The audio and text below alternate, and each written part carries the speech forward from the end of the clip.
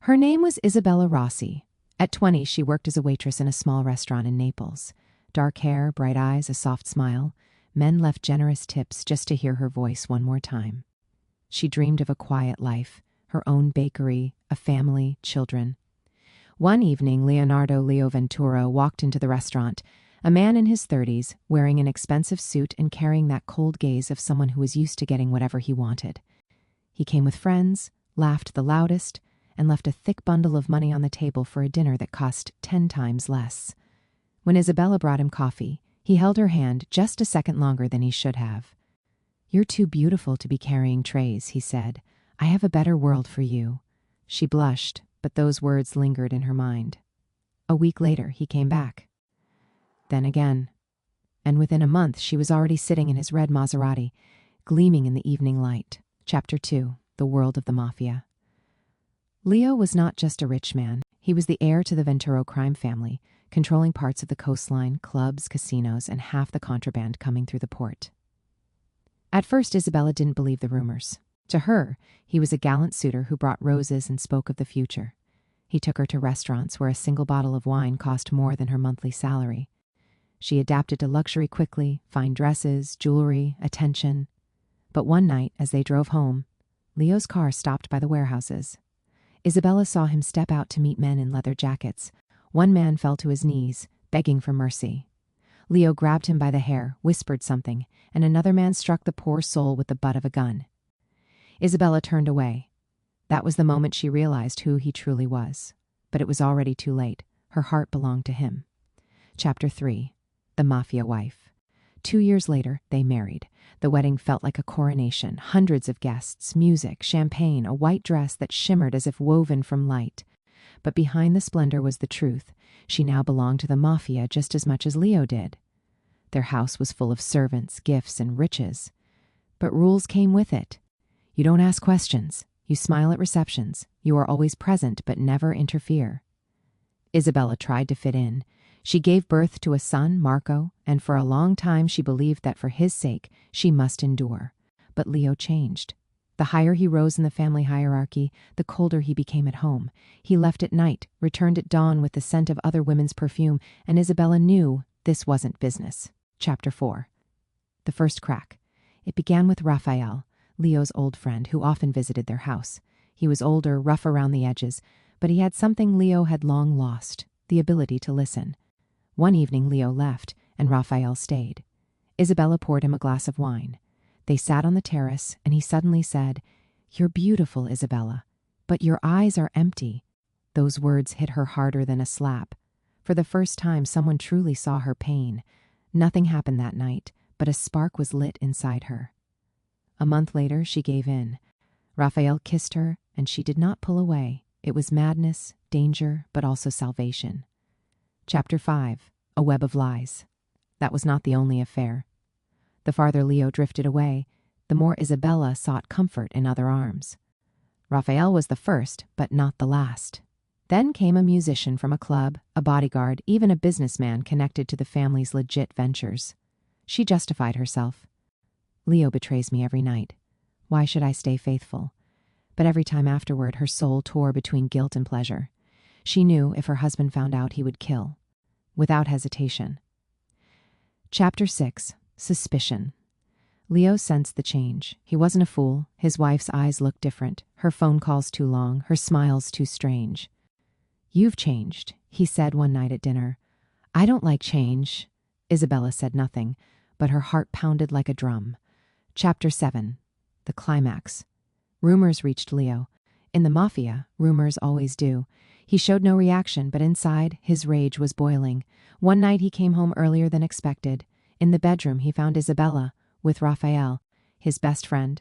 The explosion was instant. Leo drew his gun. Raphael tried to speak, but the shot silenced him forever. Isabella screamed, but Leo only looked at her with an icy glare. "You are not a wife. You are a traitor." She braced for death, but Leo never raised the gun at her. He simply said, "Leave, forever." Chapter 8. After. Isabella fled to Rome. No money, no protection, only her son. But Leo kept Marco. To him, Marco was the bloodline, the legacy. Isabella was nothing but a mistake. She found work in a small cafe, serving coffee and smiling at strangers once more. But every night, as she lay in bed, she knew her life was split into before and after.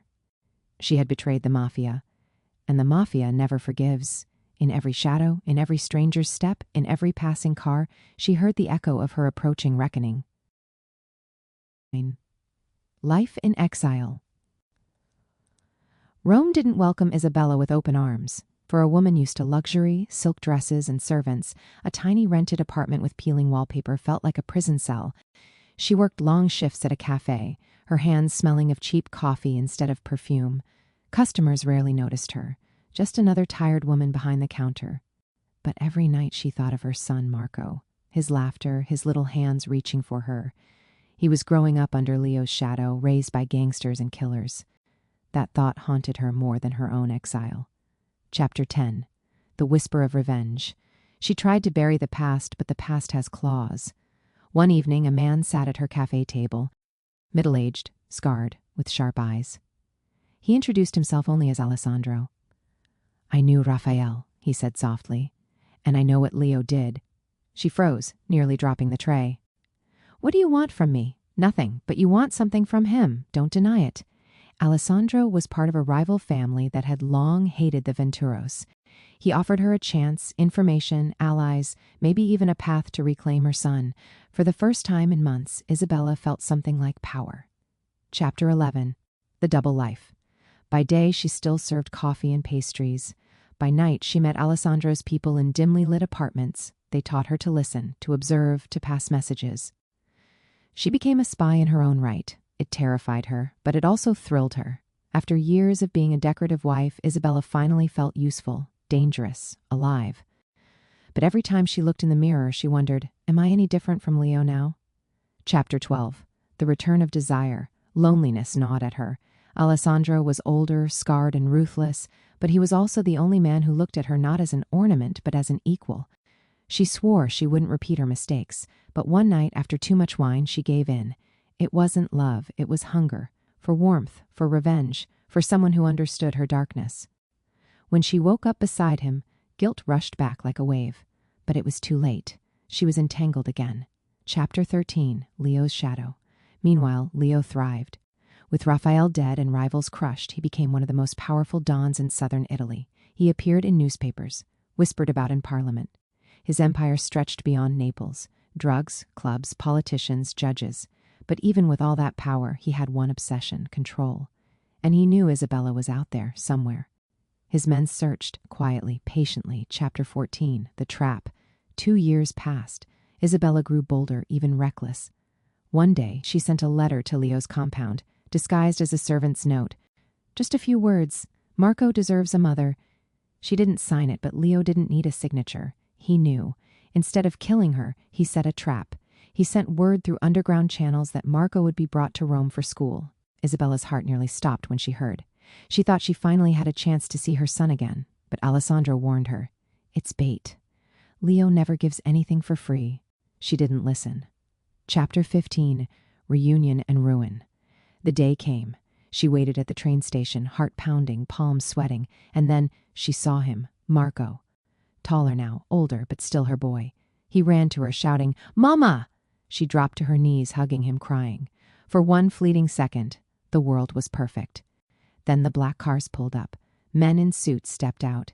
At their center, Leo himself. "Enjoying the reunion?" he asked, voice cold as ever. Isabella's blood turned to ice.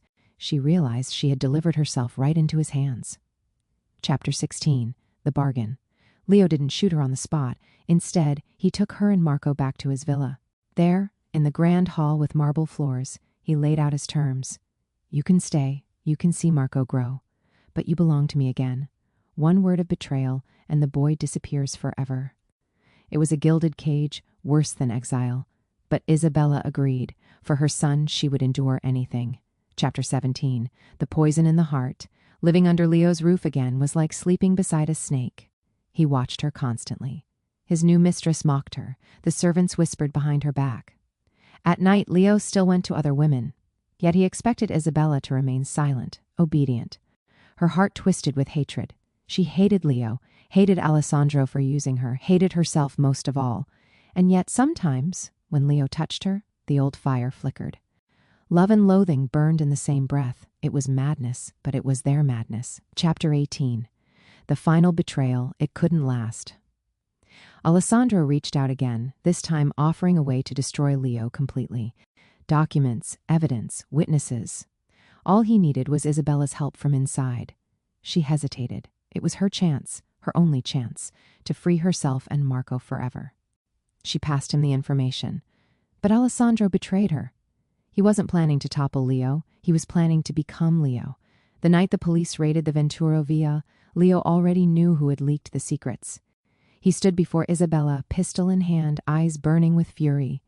"You were my wife, my queen, and all you ever gave me was betrayal." Tears streamed down her face. "You betrayed me first."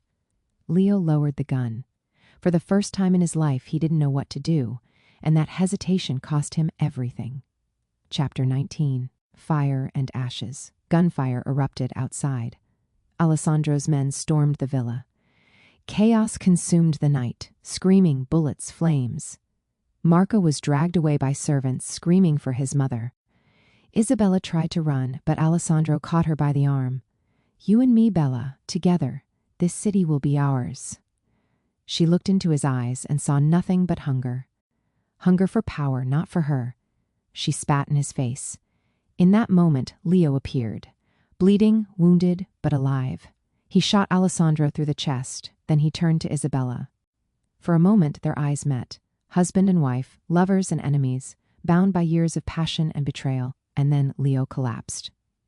Chapter 20. The Aftermath. When the smoke cleared, the Venturo Empire lay in ruins. Alessandro was dead. Leo disappeared. Some said he died, others swore he lived in hiding. Isabella never saw Marco again. Rumors claimed he was taken abroad, hidden to protect the bloodline. She returned to Rome, older, broken, yet still breathing. In the cafe where she once served strangers, she now sat alone, watching the world pass by. People knew her as just another tired woman with haunted eyes. But deep inside, Isabella Rossi carried the weight of a truth too heavy for anyone else. She was the wife of a Mafia don. She had loved, betrayed, and destroyed him. And in the end, she had destroyed herself too.